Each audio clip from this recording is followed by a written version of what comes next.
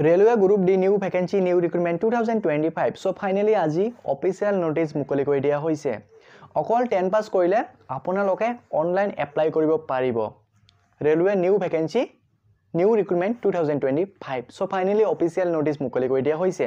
অকল 10 pass matric pass কৰিলে online apply কৰিব পাৰিব। লগতে এজ 18 to 36 লৈকে আৰু ভ্যাকেন্সি আমাৰ 32 এপ্ৰক্স 32000 প্লাস ভ্যাকেন্সি মুকলি কৰি দিয়া হ'ব।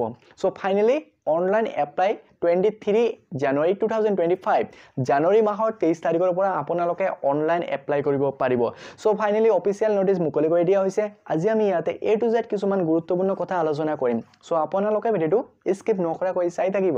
আৰু যদিহে আপোনালোকে আমাৰ চেনেলটোত নতুন বাৰৰ কাৰণে ভিজিট কৰিছে তেনেহলে প্লিজ এটা লাইক কৰিব ভিডিওত আৰু চেনেলটো সাপোৰ্ট সাবস্ক্ৰাইব এন্ড ফলো কৰিব না পাৰিব। ইয়াতে মন কৰিব। সো ফাইনালি এই নোটিসখন আজি মুকলি কৰি দিয়া হৈছে কিছু সময় আগতে। ইয়াতে ডেটটো যাব 2/1/2025 2 জানুৱাৰী 2025 তাৰিখ আজি যেহেতু হয়। সো আজি আমাৰ ফাইনালি কিছু সময় আগতে নোটিসখন মুকলি কৰি দিয়া হৈছে। ইয়াৰ আগতে মন কৰিব কেইদিনমান আগতে আমাৰ যেহেতু অফিচিয়েল নোটিস এখন হট নোটিস মুকলি কৰি দিয়া হৈছে। ইয়াতে আমাৰ কি লিখা আছে এই কথাটো ফাৰ্স্ট টাইম মন কৰিব। ইয়াৰ আগতে ডেটটো যাব নোটিসত কি লিখা আছে ইয়াতে যাব ডেটটো 28/12/2024 2024 চনৰ ডিসেম্বৰ মাহৰ 28 তাৰিখত এই আমাৰ নোটিসখন মুকলি কৰি দিয়া হৈছে। এখন হট নোটিস হয় ৰেলৱে ফালৰ পৰা নোটিসখন মুকলি কৰি দিয়া হৈছে।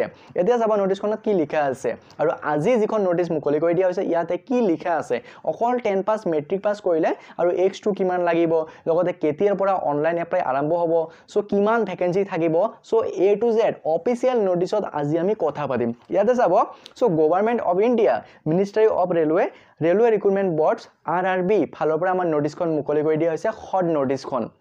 আৰু এই আমাৰ নোটিসখন মুকলি কৰি দিয়া হৈছে 28 December 2024 তাৰিখত। ইয়াতে স্পষ্টভাৱে লিখা আছে যে recruitment for various post in level 1 of 7 CPC pay matrix. So ইয়াতে মন কৰিব যেহেতু আমাৰ ওপেনিং ডেট অফ এপ্লিকেশন মানে অনলাইন এপ্লাই আমাৰ আৰম্ভ হ'ব 23/1/2025 তাৰিখৰ পৰা। আমাৰ যেহেতু জানুৱাৰী মাহৰ আজি 2 তাৰিখ হয় সো ফাইনালি আপোনালোকে জানুৱাৰী মাহৰ 23 তাৰিখৰ পৰা অনলাইন এপ্লাই কৰিব পাৰিব। আৰু লাষ্ট ডেট থাকিব ইয়াতে মন কৰিব so closing date of for submission of application. So ইয়াতে স্পষ্টভাৱে লিখা আছে 22 February 2025 মানে ফেব্ৰুৱাৰী মাহৰ 22 তাৰিখ লৈকে আপোনালোকে অনলাইন এপ্লাই কৰিব পাৰিব।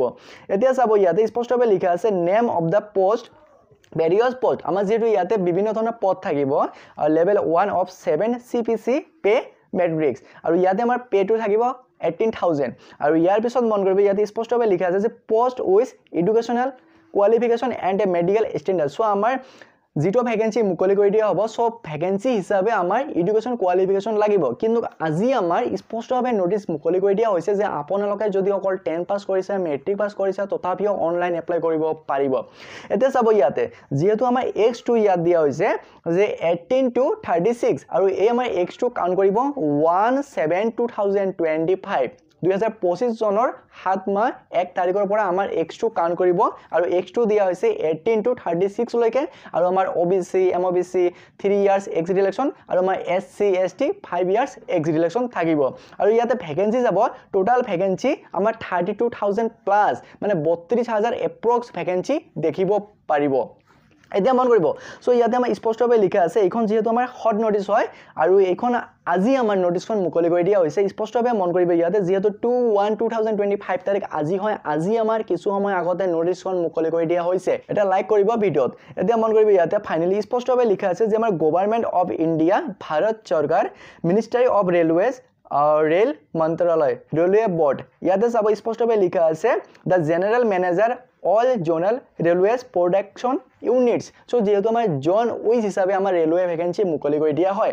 ইয়াতে স্পষ্টভাৱে লিখা আছে আমাৰ সাবজেক্ট ঠিক আছে minimum educational qualification for recruitment from open market in level 1 of the pay matrix of 7 CPC. So আমাৰ সাবজেক্ট আমাৰ এডুকেশনাল যেটো কোৱালিফিকেশন 10 পাস মেট্ৰিক পাস কৰিলে আপোনালোকে অনলাইন এপ্লাই কৰিব পাৰিব। এতিয়া মন কৰিব ইয়াতে সো আমাৰ জিমান ভ্যাকেন্সি মুকলি কৰি দিয়া হ'ব ফিউচাৰ ঠিক আছে। ইয়াতে আমাৰ সকলো ভ্যাকেন্সিৰে মেমো নংবিলাক ইয়াতে দিয়া আছে নোটিসৰ আমাৰ যিখিনি ডেট আছে বা নাম্বাৰ আছে হেতু ইয়াতে মেনশন কৰি দিয়া আছে।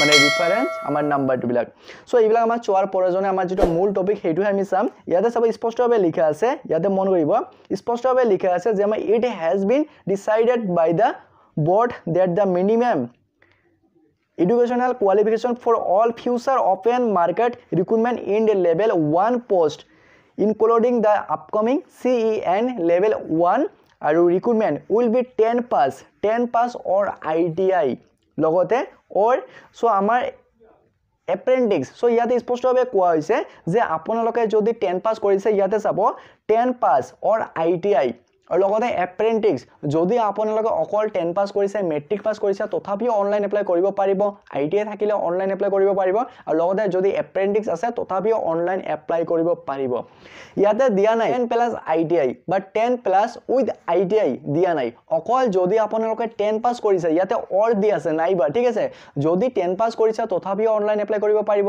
যদি আইটিআই পাস কৰিছে তথাপিও অনলাইন এপ্লাই কৰিব পাৰিব বা আপোনালোকে apprentice যিকোনো এটা থাকিলে হল মানে অকল 10 পাস কৰিলে আপোনালোকে অনলাইন এপ্লাই কৰিব পাৰিব ইয়াতে মন কৰিব যেহেতু আমাৰ কেইদিনমান আগতে আমাৰ নোটিস মুকলি কৰি দিয়া হৈছিল যে আমাৰ ৰেলৱে ফালৰ পৰা যিমান ভ্যাকেন্সি মুকলি কৰি দিয়া হ'ব সকলোতে 10 প্লাস আইটিআই লাগিব আৰু সেই হিচাপতে আজি যিখন আমাৰ নোটিস মুকলি কৰি দিয়া হৈছে ইয়াতে আমাৰ এখন মিটিং কৰি ডিসাইড কৰিছে সো আমাৰ অকল 10 পাস হলে আপোনালোকে অনলাইন এপ্লাই কৰিব পাৰিব ইয়াতে সব স্পষ্টভাৱে লিখা আছে যে ফিউচাৰ ওপেন মাৰ্কেট সো আমাৰ লগতে ডিসাইডেড কৰিছে যেহেতু আমাৰ শৰ্ট নোটিছত স্পষ্টভাৱে লিখা আছে যে আমাৰ পোষ্ট অনুযায়ী আমাৰ এডুকেশন কোয়ালিফিকেশন লাগিব আৰু আজি যেহেতু আমাৰ নোটিসখন মুকলি কৰি দিয়া হৈছে গভৰ্ণমেন্ট অফ ইন্ডিয়া ভাৰত চৰকাৰৰ ফালৰ পৰা সো স্পষ্টভাৱে ইয়াত কোৱা হৈছে যে আপোনালোকে যদি অকল 10 পাস কৰিছা বা আইটিআই পাস কৰিছা বা এপ্ৰেন্টিছ মানে অকল 10 পাস কৰিলে ইয়াতে অনলাইন এপ্লাই কৰিব পাৰিব আৰু ইয়াতে যেহেতু আমাৰ এক্স টু কিমান দিয়া আছে 18 to 36 লৈকে আৰু আমাৰ 23 তাৰিখৰ পৰা অনলাইন এপ্লাই আৰম্ভ হ'ব আমাৰ হট নোটিছত লিখা আছে সো আপোনালোকে অপেক্ষা কৰিব